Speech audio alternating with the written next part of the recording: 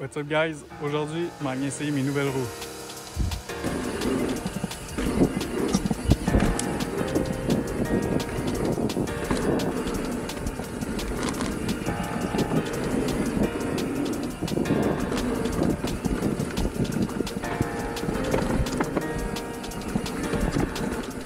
Yo, what's up guys, c'est Tony du futur. Finalement, je vais faire un voice-over. Je voulais commenter en live en descendant, mais j'étais pas capable pendant tout. Ça sortait tout croche, puis il y avait aucune structure. Donc, je vais vous faire ça par-dessus les vidéos. Let's go!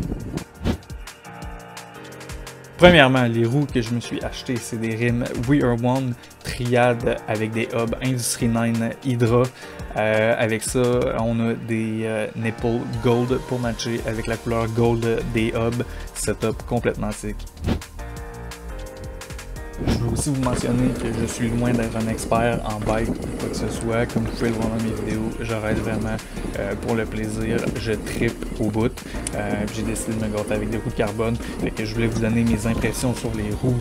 Je ne vais pas faire un review ou quoi que ce soit là, avec toutes les specs. Comme j'ai dit, par un rider qui n'est pas un expert pour voir si pour le rider moyen, ça vaut-il la peine d'investir des sommes relativement importantes pour s'acheter une belle paire de roues en carbone. Fait que c'est surtout ça que je vais vous partager. Premier avantage des roues en carbone que j'ai vu là aussitôt que j'ai commencé à les rider, je trouve vraiment qu'on a plus de feedback. Donc c'est sûr que ça peut être positif et négatif. Mais ça, on va y revenir un peu plus tard.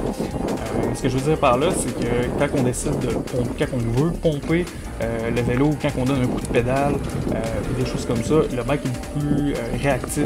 Je trouve que les roues répondent vraiment mieux à ce qu'on envoie au vélo. Ça fait que c'est vraiment plus je trouvais ça le plus le fun. Là. Je trouve que ça donne un peu plus de dynamisme au vélo. Ça, c'est vraiment quelque chose que j'ai apprécié des roues. Mon but, en fait, quand j'ai acheté les roues carbone, c'était surtout de changer mes hubs.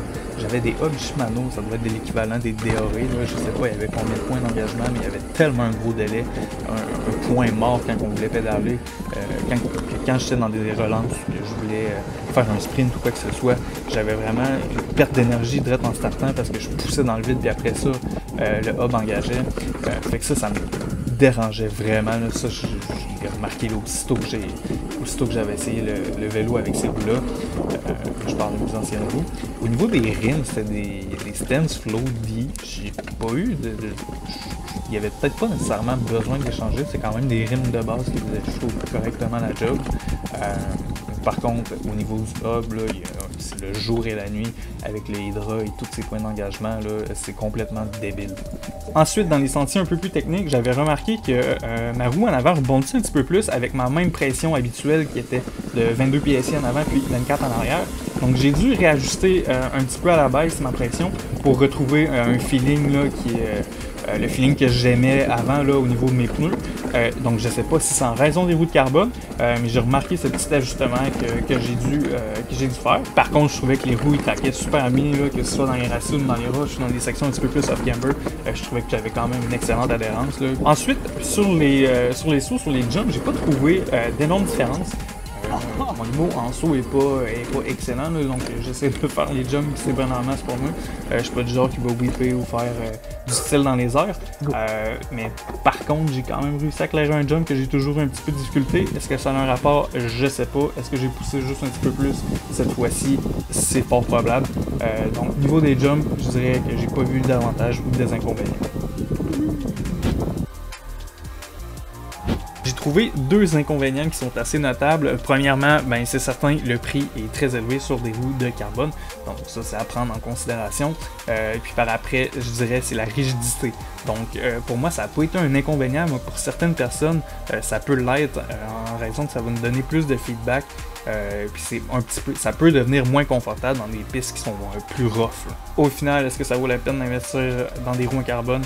C'est certain, c'est une des modifications qui change le plus le comportement d'un vélo. Donc si vous êtes un passionné comme moi et que vous voulez investir dans une bonne paire de roues en carbone, vous n'allez pas le regretter, c'est certain. Un gros merci d'avoir écouté la vidéo jusqu'à la fin. Si vous voulez m'encourager, n'hésitez pas à laisser un j'aime, partager la vidéo, vous abonner à ma chaîne ou si vous voulez, dites-moi en commentaire qu'est-ce que vous roulez comme roue, je suis curieux de le savoir. Puis sinon, ben, on se croise dans les pistes.